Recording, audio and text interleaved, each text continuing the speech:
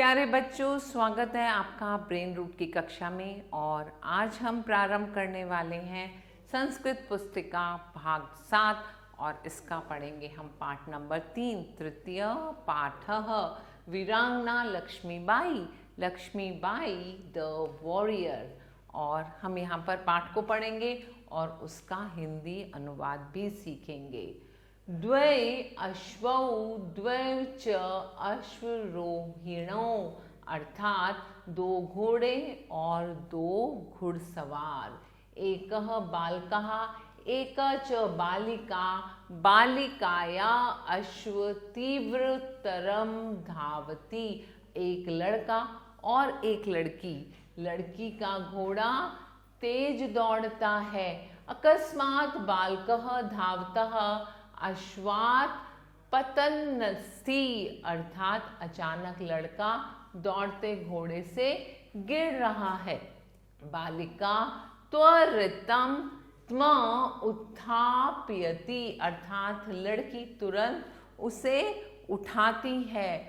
निजाश्वे उपवेश्यति गृहं च प्रत्यावर्तते, अपने घोड़े पर बिठाती है और घर लौट जाती है।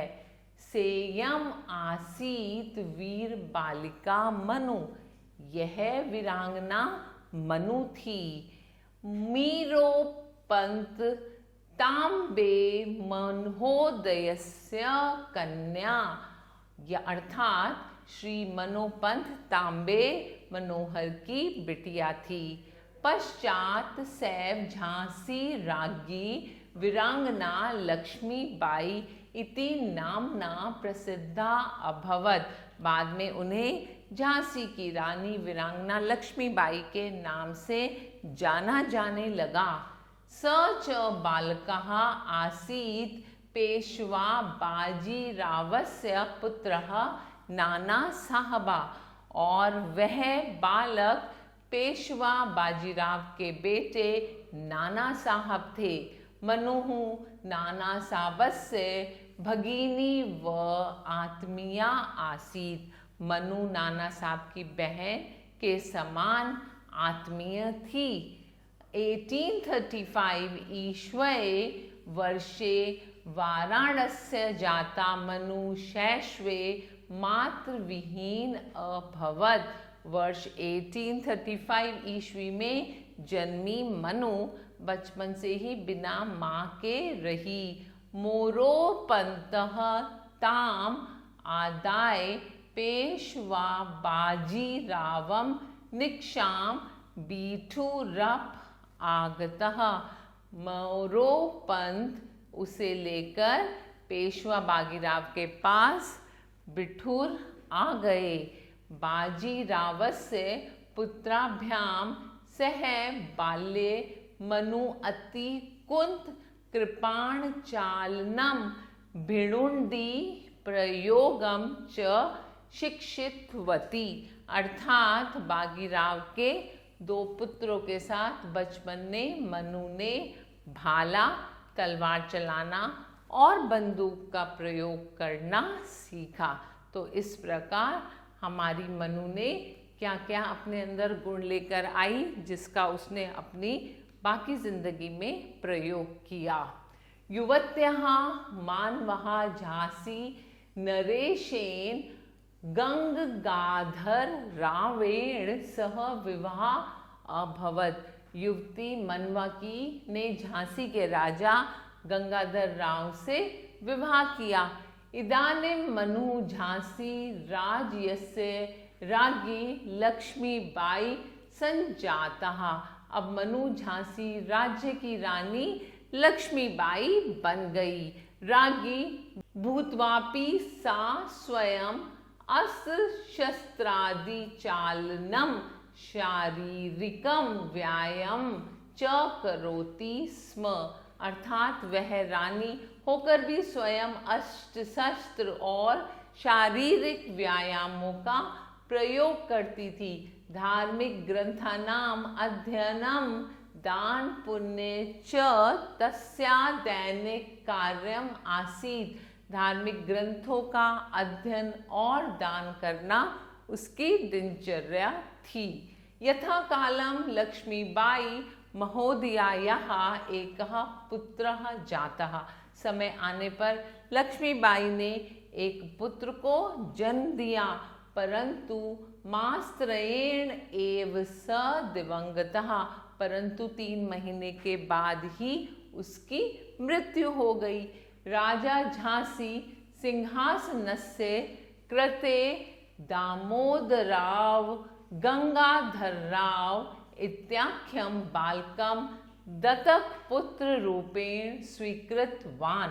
अर्थात राजा झांसी ने राजगद्दी के लिए दामोदर राव गंगाधर राव नामक बालक को अपने दत्तक पुत्र के रूप में गोद लिया, परंतु कतिपय दिनांतरम महाराजः गंगाधर रावः एव दिवंगतः।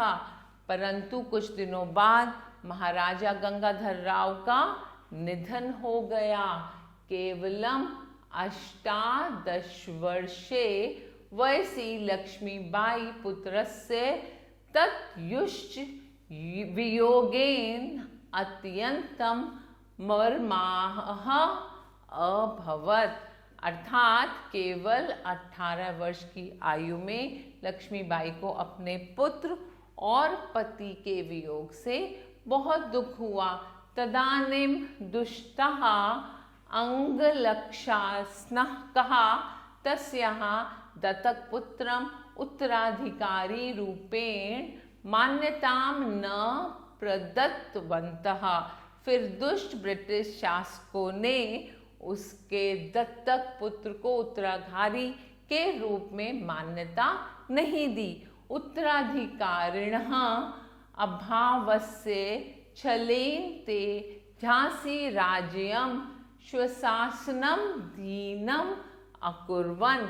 उन्होंने उत्तराधिकारियों की कमी के कारण छल से झांसी के राज्य को अपने शासन में ले लिया।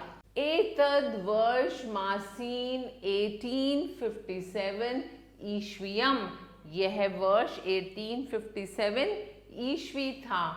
आंग्ल शासनाकान् विरुद्ध भारते सर्वप्रथम स्वतंत्रता संग्रामः प्रारब्धः। भारत में सबसे पहला स्वतंत्रता संग्राम ब्रिटिश शासकों के खिलाफ शुरू किया गया था। झांसी राज्यस्य सर्वत्र ताये राज्ञी लक्ष्मीबाई नाना साहब तात्या टोपे बाबू कुंवर सिंह आदि भी सह मिलित्वा आंग्ल्य सैनिकः सह साक्षात युद्धम अकरोत्। अर्थात झांसी राज्य की आज़ादी के लिए रानी लक्ष्मीबाई, नाना साहेब, तात्या टोपे, बाबू कुंवर सिंह और अन्य लोगों के साथ मिलकर ब्रिटिश सैनिकों के साथ सीधी लड़ाई लड़ी। युद्ध क्षेत्रे अश्वारूढ़ाणां तस्याः वीरत्वः दृष्ट्वा शत्रु सैनिकाः अपि आश्चर्यचकिताः अभवन्। युद्ध के मैदान में घोड़े पर सवार होकर उसकी वीरता देखकर शत्रु सैनिक भी आश्चर्यचकित रह गए।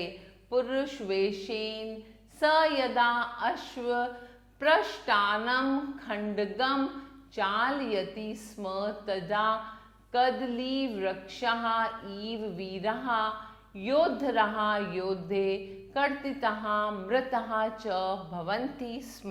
अर्थात जब उसने पुरुष का भेष बनाकर घोड़े की पीठ पर तलवार चलाई तो केले के वृक्ष जैसे वीर योद्धा युद्ध में कटकर मारे गए। मातृभूमि रक्षये जीवनस्य अंतिमं क्षण यावत् युद्धवा लक्ष्मीबाई वीर गतिम लभवंती। अर्थात मातृभूमि की रक्षा के लिए जीवन के अंतिम क्षण तक युद्ध करते हुए लक्ष्मीबाई वीर गति को प्राप्त हुई। यसेम वीरांगना जन्मभूमि गौरवाय एव इतिहासस्य पृष्ठेषु सर्वथा अमरा अभवत्। अपनी जन्मभूमि के गौरव के रक्षण की यह वीरांगना संयमित होकर इतिहास के पन्नों में अमर हो गई। तो उन्होंने इतनी वीरता से युद्ध लड़ा और वीरगति को प्राप्त हुई, परंतु वे अमर हो गई और आज भी वे हम सबके दिलों में विराजमान है। आइए अब हम शब्दार्थ पढ़ते हैं। वीरांगना का अर्थ होता है वीर नारी, अश्वरोहिणी दो घुड़सवार, तीव्रतरम अर्थात अधिक तेजी से, धावतः अश्वात् दौड़ते हुए घोड़े से, पतनस्ति गिरने वाला है, उत्थापयति अर्थात उठाती है, शिशितवती अर्थात सीखा, उत्पद्वेश्यति अर्थात बैठती है, आदाय अर्थात लेकर, भुशुंडी प्रयोगम बंदूक के प्रयोग, संजाता अर्थात बन गई, प्रत्यावर्तते अर्थात लौटती हैं, सेयम वह थी, झांसी राज्ञी झांसी की रानी, भगिनीव अर्थात बहन के समान, आत्मिया अर्थात अपनी, शैशवे अर्थात बचपन में, मातृविहीना माता के बिना, कुंत कृपाण चालनम अर्थात भाला तलवार चलाना, यथा कालम अर्थात यथा समय, मास्त्रणेयम अर्थात 3 महीनों में, इत्याख्यम इस नाम के, दत्त कपुत्र रूपेण गोद लिए गए पुत्र के रूप में, स्वीकृवान अर्थात स्वीकार किया, कतिपय दिनानंतरम कुछ दिनों के बाद, दिवंगत अर्थात मर गए, अष्टादश वर्ष वयसी 18 वर्ष की आयु में, मर्महता बहुत अधिक दुखी, मान्यताम अर्थात स्वीकृति, न प्रतवतः नहीं दिए, कदली वृक्षा अर्थात केले के वृक्ष, योद्धारः अर्थात सैनिकगण, कर्तितः अर्थात काटे गए थे, वीर गतिम अर्थात शहीद होना, लब्धवती अर्थात प्राप्त की, अमरा अर्थात अमर हो गई। छलेन का अर्थ होता है छल से, स्वशासनाधिकनम अपने शासन के अधीन, प्रारब्धः शुरू हुआ, वीरत्वम अर्थात वीरता, मिलित्वा अर्थात मिलाकर, और पुरुष वेशेन जिसका अर्थ होता है पुरुष के वेश में। आशा है आपको पाठ अच्छे से समझ आया होगा। अब इसका अभ्यास कार्य आप स्वयं करेंगे और इसको अपनी नोटबुक में अच्छे से लिखेंगे और फिर मिलेंगे नए पाठ के साथ। तब तक के लिए आभार।